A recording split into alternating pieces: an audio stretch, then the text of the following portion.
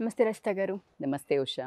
ఈ జనరేషన్ పిల్లలు ఎక్కువ కంప్లైంట్ చేసేది ఏంటంటే, ఏదన్నా వాళ్ళకు చిన్న తప్పు చేస్తున్నారన్నా కానివ్వండి, వాళ్ళ బౌండరీ క్రాస్ అయ్యి వాళ్ళు బిహేవ్ చేస్తున్నప్పుడు కానివ్వండి, వార్న్ చేసే ప్రాసెస్లో మీరే కనుక స్పేస్ ఇచ్చుంటే, మీరే కనుక మమ్మల్ని ఎడ్యుకేట్ చేసుంటే ఇలా తయారవ్వం కదా అన్న చిన్న మాట ఎక్కువగా మాట్లాడుతున్నారు. పేరెంట్స్ విషయానికి వస్తే ఎక్కడ మిస్ అవుతుంది అంటారు ఇది? ఎందుకంటే వాళ్ళని చూసే కదా నేర్చుకునేది. ఏదైనా వాళ్ళు ఏది చేస్తే అది ఇమిటేట్ చేస్తుంటారు వీళ్ళు. సో ఆబ్వియస్లీ తల్లి ఏ విధంగా ఉండాలి ఇంట్లో అంటారు, తండ్రి ఏ విధంగా ఉండాలి అంటారు. తల్లి పాత్ర మేజర్ కాబట్టి ఫస్ట్ ఆవిడ గురించి మాట్లాడతాం. యాక్చువల్గా అడిగిన క్వశ్చన్ ఏంటి అంటే, ఫస్ట్ మనం చాలా మందిని వింటున్నాం, పిల్లల్ని కాస్త హెచ్చరిద్దామా అని పోయామా అంటే, నువ్వు చెయ్యట్లా, నువ్వు వెళ్ళలా, నువ్వు చెయ్యి, ఇది ఫస్ట్ క్వశ్చన్. అయితే అది కరెక్టా లేకపోతే రాంగా, రైటా రాంగా అని ఇక్కడ మనం డిస్కస్ చేసుకోవాలి అంటే చాలా చిన్న థిన్ లైన్ ఉంది ఉషా. అలా అడగడం అనేది కుసంస్కారం. తండ్రి కానీ తల్లి కానీ ఎవరిని కానీ ఇలా ప్రశ్నించే హక్కు ఒక ఏజ్ దాటి వాళ్ళకి లేదు. ఎందుకు లేదు, ఎప్పుడు ఉంటుంది కూడా చెప్తాను. ఖచ్చితంగా ఉంది. పిల్లలైనా తల్లి తండ్రికి కానీ పెద్దవాళ్ళకి కానీ బుద్ధి చెప్పే హక్కు ఖచ్చితంగా ఉంది. కానీ ఇక్కడ ఏం జరుగుతుందంటే, కరెక్టే, వీళ్ళు అనేది కూడా కరెక్ట్, ఏంటంటే పిల్లల్ని ఫోన్ పట్టుకోవద్దు అని చెప్తూ 24 గంటలు ఇదే పనిలో తల్లి తండ్రి. నువ్వు ఫోన్ వాడినా, నువ్వు ల్యాప్టాప్ వాడినా, నువ్వు సోషల్ మీడియాలో ఉన్నా, అది నీ వృత్తికి యూస్ఫుల్ అయ్యేది పిల్లలు రెస్పెక్ట్ చేస్తారు. నువ్వు అక్కడ గమనించు, పిల్లలు అలా వాగరు. అదే కనుక ఒక తల్లి ఏమీ పని లేకుండా పొద్దుగూకులు నువ్వు ఫోన్ పట్టుకుని, ఊరికే ఒక 2 రకాల మనుషులు ఉంటారు. ఒకళ్ళేమో గాసిపింగ్ బ్యాచ్, ఇళ్ళ మీద వాళ్ళ మీద అక్కకు ఫోన్ చేసి, తల్లికి ఫోన్ చేసి, ఈ ముచ్చట్లు చెప్పి ఆ ముచ్చట్లు చెప్పి ఇక్కడి నుంచి వీళ్ళకి మెసేజ్ పోతుంది. ఇలా గాసిపింగ్ చెయ్యొచ్చు. వీళ్ళ అమ్మ క్యారెక్టర్ మీద వీళ్ళకి ఇక్కడ లూజ్ పడిపోయింది. Okay, she is a gossiping batch or bitching batch, ఇట్లా మాట్లాడుతుంది అంటే ఈవిడ నిజాయితీగా ఉంటుందా? చూడు, నువ్వు విను, కంటెంట్ వింటుంటారు. నువ్వు పిల్లల్ని తక్కువ వేసుకోకు. ఇక్కడ వాళ్ళకి తెలియకుండా సబ్ కాన్షియస్ మైండ్లో పడుతుంది. వాళ్ళకి తెలియదు అది విన్నారని. ఏంటి, 1-2 రకాలు మాట్లాడుతుంటారు. వాళ్ళ ఫ్రెండ్తో బాగా వచ్చినప్పుడు హే ఏ అని మాట్లాడతారు, లేకపోతే ఒక అత్తతోట ఒక ఆడబిడ్డతోట బాగా మాట్లాడతారు. వెనక్కి వెళ్ళి ఇంకా వాళ్ళ మీద వీళ్ళు ఓ గాసిపింగ్ చేస్తుంటారు. ఈడ మన బుక్ పెట్టుకొని చదువుతున్నట్టే ఉంటుంది పిల్లలు. వాడి వినికిడి మొత్తం అక్కడే ఉంటుంది. వాడి ధ్యాస అంతా ఎక్కడ ఉంటుంది? వాళ్ళ అమ్మ. ఎందుకు అమ్మ మాటకు అంత విలువ? అమ్మ ఆది గురువు. మంచి కానీ చెడు కానీ అమ్మ ఆది గురువు. సో అమ్మ చెప్పే ప్రతి మాట వినాలని అమ్మనే నేర్పింది కదా మరి స్టార్టింగ్. మరి వినాలి కదా, అక్కడ ఫాలోయింగ్ స్టార్ట్ అయింది. అయితే మరి చెడు, కొంతమంది మేడం మరి మేము మంచి చేసేవాళ్ళు కూడా చెడిపోతున్నారు అంటే, అందులో ఖచ్చితంగా ఆ వర్గం కూడా ఉన్నారు. అది ఎందుకు అంటే మళ్ళీ అది వేరే టాపిక్, స్నేహితులది.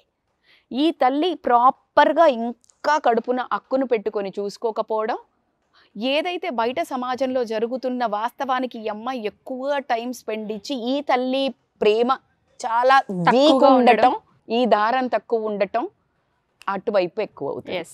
ఇది ఎప్పుడైతే గట్టిగా ఉంటుందో వీళ్ళు అటు వెళ్ళినా జస్ట్ వెళ్తారు. మీకు విషయం తెలుసా, మనం చాలా లేమన్ లాంగ్వేజ్లో పెడితే గేదెలు ఉంటాయి తెలుసా నీకు, బర్రెలు, అదే కదా, అవి కొడితే మనం చాలా ప్రేమగా చూసుకున్నా, ఒక కుక్కను తీసుకో, ఒక జంతువుని తీసుకో, ఏ తీసుకున్నా అన్ని చాలా ప్రేమగా చూస్తే నువ్వు ఊరు మీద కొదిలేయి, ఏ రోజుగా అది ఇంటికే వస్తుంది. అలా పెంచాలి మనం పిల్లల్ని.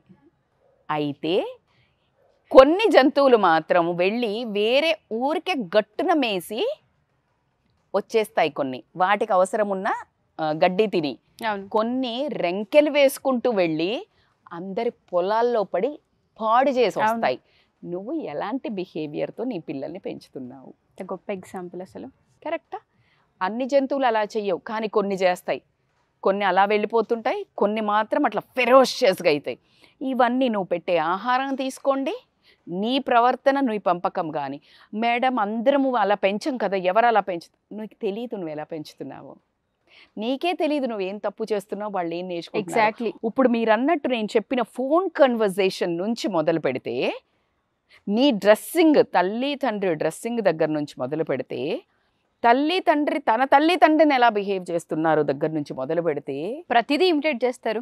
ప్రతిదీ ఇమిటేట్ చేస్తారు. నీ గొయ్యి నువ్వే తవ్వుకున్నట్టు. తీసుకోవటం. అయితే మేడం ఇప్పుడు యంగర్ జనరేషన్ మామ్స్ ఎంజాయ్ చేయడం పర్ఫెక్ట్. తప్పకుండా మీకు ఇష్టమైన డ్రెస్సెస్ వేసుకోండి, తప్పు లేదు. ఎక్కడికి వేస్తున్నావు, ఎవరితో వెళ్తూ వేస్తున్నావు? నీ చిన్న గ్రూప్ కాజీ లేడీస్ ఉన్నారు, పర్ఫెక్ట్గా వెయ్యండి. నీ డ్రెస్సుతో ఎప్పుడు నీ పిల్లలు నిన్ను జడ్జి చేయరు ఉషా, గుర్తుపెట్టుకో. నేను చెప్తున్నాను, నేను చాలా మోడర్న్ డ్రెస్సెస్ వేస్తాను. నా అదృష్టం ఏంటంటే నా పిల్లలు ఇద్దరు అలా డ్రెస్సులు తీసి ముగ్గురం సేమ్ వేసుకుందామమ్మ అంటారు. సో నేను చాలా బ్లెస్డ్. ఎందుకు అంటారు అంటే డ్రెస్సుతో నా డిగ్నిటీ, నా బిహేవియర్ ఎప్పుడు తగ్గదు. ఎప్పుడు కానీ ఏ బట్టలు వేసుకున్నా ఎంత ముద్దుగుందురా అనిపించాలి కానీ ఏ ఉందిరా అనిపించొద్దు అనేది నేను చిన్నప్పటి నుంచి పిల్లలకి చెప్పేదాన్ని. ఈ క్లీవేజ్ కనిపించినట్టు వేయడం కానివ్వండి. నువ్వు మాల్కి వెళ్తే ఇంత చిన్నగా వేసుకొని వెళ్ళటం అవసరమా? కంఫర్టబుల్గా చక్కగా అన్ని కవర్ అయ్యేటట్టు వేసుకొని వెళ్తే నీ పని ఎందుకే, నువ్వు ఎంజాయ్ చేయడానికి వెళ్ళావు. నిన్ను నీ శరీర ప్రదర్శన చేయడానికి వెళ్ళలా పిల్లలు కానీ తల్లులు కానీ. అదే నువ్వు చిన్న గ్రూప్లో ఉన్నావు, ladies only, not with a gents. ఆ జెంట్స్ కూడా నీ హస్బెండ్ ఉన్నాడు కానీ నీ హస్బెండ్కి సంబంధించిన ఫ్రెండ్స్ ఉన్నారు. నో, ఎవడి దృష్టి ఎలాంటిదో మనకి చెప్పలేం.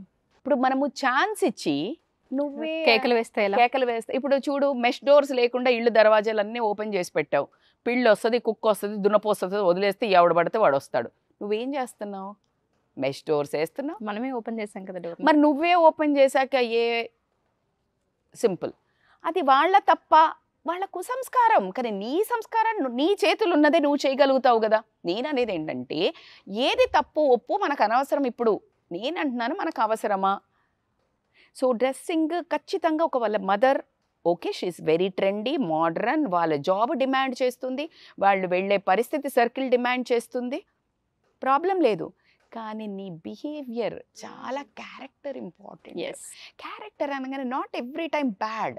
నువ్వు మాట్లాడి చెప్తున్నాను కదా, నువ్వు ఎవరినైతే తక్కువ చేసి మాట్లాడుతున్నావు, వాళ్ళని నువ్వు బాగా బిహేవ్ చేస్తూ మోసం చేస్తున్నావు. కన్నింగ్ నేచర్ అంటారు, బిచ్చింగ్, ఇవి చాలా డేంజర్. ఎందుకంటే అసలు రెస్పెక్ట్ చేయరు పిల్లలు, చచ్చినా చెయ్యరు. నువ్వే ఇలా అన్నావు.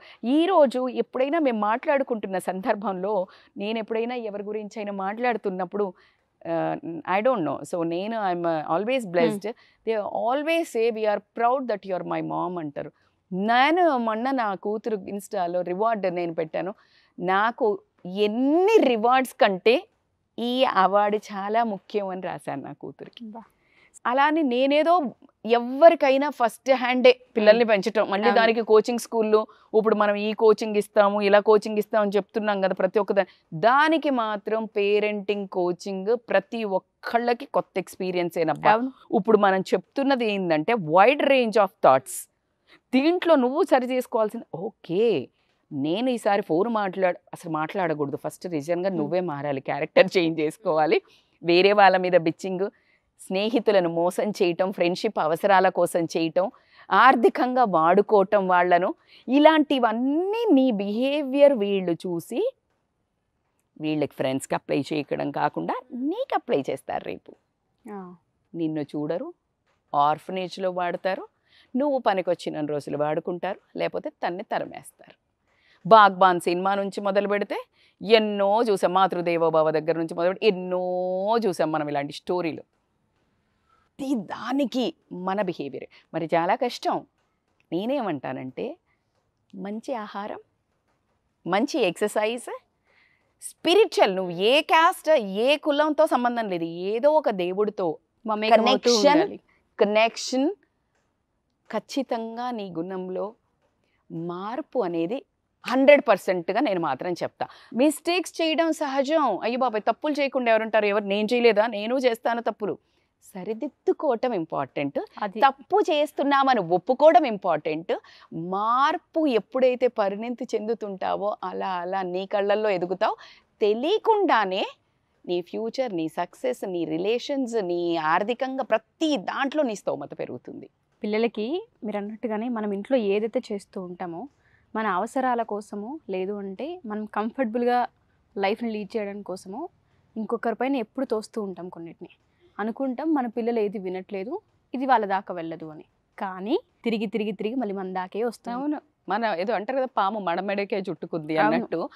ఖచ్చితంగా ప్రతిదీ పాయింటే. ఎందుకు వాడుతున్నాం, ఎక్కడ వాడుతున్నాం అనేది పిల్లలకి ఎడ్యుకేట్ చేయగలగాలి. వాళ్ళ స్పేస్ వాళ్ళకి ఇవ్వగలగాలి. ఇంకొకటి ఉషా, ఈ మధ్య బాగా పార్టీయింగ్స్ మదర్స్వి ఎక్కువైపోయి ఎక్కువగా వీళ్ళు చేసుకోవడం వల్ల వీళ్ళు వెళితే ఆపితే నువ్వు తిరగలా, నువ్వు చేసుకోవాలా అంటున్నారు.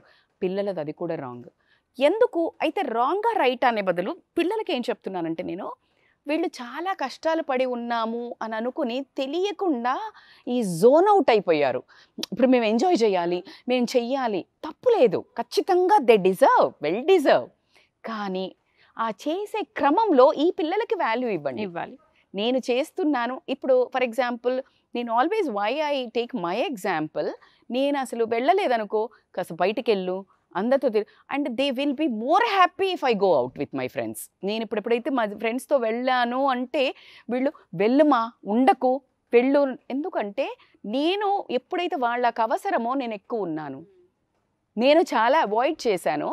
ఎలా ఒక సీన్ వచ్చిందంటే ఇప్పుడు నువ్వు వెళ్ళు, ఎందుకంటే టైం వాళ్ళకి ఇచ్చినప్పుడు మన టైం మనకి ఖచ్చితంగా ఎగ్జాక్ట్లీ. నిన్న ఒక ఫ్రెండ్ చెప్తుంది, జిమ్లో ఎక్సర్సైజ్ దగ్గర కలిసి వాళ్ళ చిన్న బాబుని వాడిని చిన్నగా ఊరికే ఉండి నేను యోగాకి వెళ్ళనా త్వరగా అని అంటే ఫస్ట్ నో అన్నాడంట. తర్వాత సరేలే అని చెప్పేసి వాళ్ళ ముందు ఓకే యూ కెన్ గో అన్నాడు. That was such a sweet gesture. So నువ్వు వెళ్ళే దాన్ని బట్టి ఇప్పుడు వాడు చూడు వాల్యూ ఏంటో తెలిస్తే, ఆ వాల్యూ ఏంటో తెలిస్తే అది క్రియేట్ చేయి. పిల్లలు ఒప్పుకోరు. పిల్లలు అలా అనరు. అలా బరితెగించి మాటలు మాట్లాడటం ఎందుకు మాట్లాడతారంటే, నువ్వు ఏదో ఒక మిస్టేక్ జరుగుతుంది.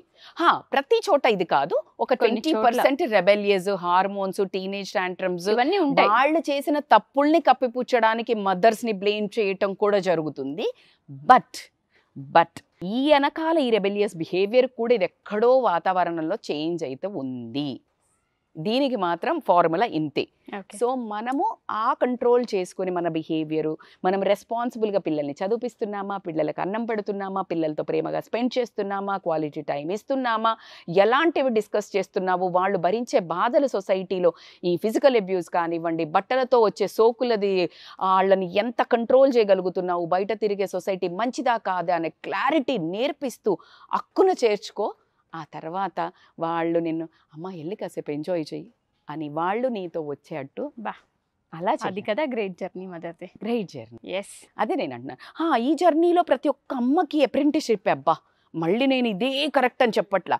నేను కొంచెం 4 అడుగులు ముందేసాను కాబట్టి నేను ఒడిదుడుకులన్నీ చూస్తూ నేర్చుకుంటూ వచ్చాను కాబట్టి ఈరోజు నేను ఇంత ధైర్యంగా మీ ముందు చెప్పడానికంటే దిస్ ఫార్ములా వర్క్స్, ఇలా చేస్తే బెటర్ ఏమో నేను చూశాను, చెడు చూశాను, మంచి చూశాను, అలా కంట్రోల్ చేయడం జరిగింది.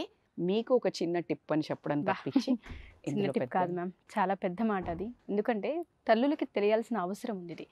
వాళ్ళ అటెన్షన్ అండ్ వాళ్ళ టైం చాలా అవసరం పిల్లలకి. మనం ఏ పర్పస్ పైన బయటికి వెళ్తున్నాం, ఏ పర్పస్ పైన మనం ఇవి వేసుకున్నాం, ఏ పర్పస్ పైన మనం మాట్లాడుతున్నాం అనేది తెలియజేయగలిగితే మేబీ పిల్లలు ఇన్ ఫ్యూచర్లో ఇటువంటి బ్యాడ్ బిహేవియర్కి లోనయ్యే అవకాశం కనిపించదు. ఉషా బాగా గుర్తు చేసామంటే మళ్ళీ నేను ఇక్కడ ఎమోషనల్ అవ్వాల్సిన టాపిక్ ఏంటంటే, కోవిడ్ ముందు జస్ట్ నేను ఇంతకు ముందు కూడా నేను వెయిట్ లాస్కి సంబంధించిన ఐ హ్యావ్ జర్నీ అండ్ నేను ఇట్లాగే కౌన్సిలింగ్లకు కానివ్వండి, లేకపోతే సెమినార్స్కి, న్యూట్రిషన్ సెమినార్స్ చాలా చేసేదాన్ని.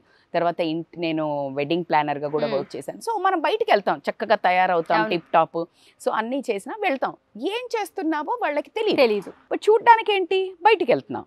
సో అప్పుడు ఏంటి అనేది నాకు తెలియదు వాళ్ళ thoughts, because they were so young. కోవిడ్లో ఏం జరిగిందంటే, నేను యోగా ప్రాక్టీషనర్ చాలా ఏళ్ల నుంచి.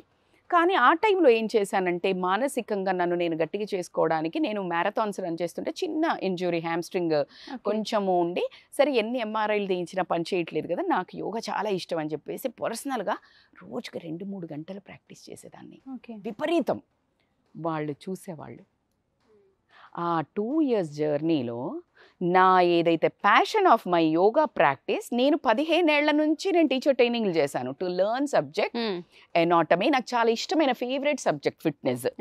మళ్ళా అందం కోసం కాదు, ఒక మనిషి గట్టిపడి రాటు తేలాలంటే నీ ఆయుధం నీ శరీరం, నీ మనస్సు, నీకు దిశ చూపిస్తుంది. అవును. సో ఈ రెండింటిని స్ట్రాంగ్ చేయగలిగేది మాత్రం ఖచ్చితంగా యోగా. అందులో అసలు ఎటువంటి డౌట్ లేదు.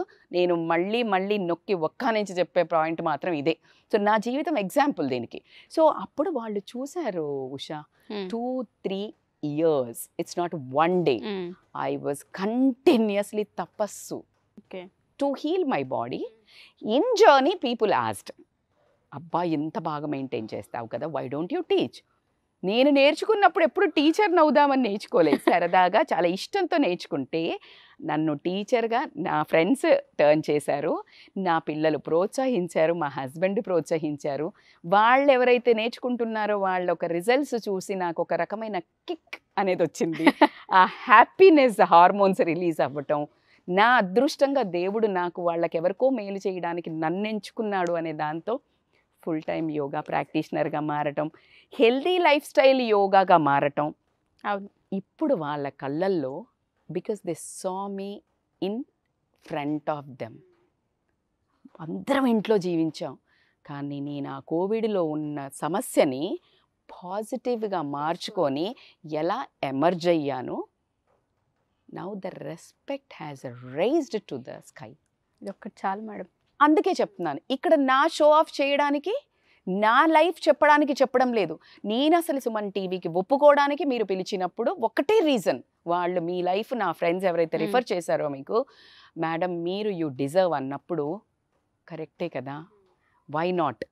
నేను నీ దాంట్లోంచి బయటికి వచ్చినప్పుడు ఇలాంటి జర్నీ మైల్ స్టోన్స్ ఉన్నప్పుడు ప్రతి ఒక్క లేడీస్ ఎవరైతే ఇప్పుడు ఉన్నారో ఖచ్చితంగా భయంకరమైన అనుభూతులు ఉన్నాయి. ఎవరితో? పిల్లలతో. భయంకరం అంటే నేను చెప్పలేను ఉషా. పిల్లల్ని మందు పెట్టి చంపేద్దామా?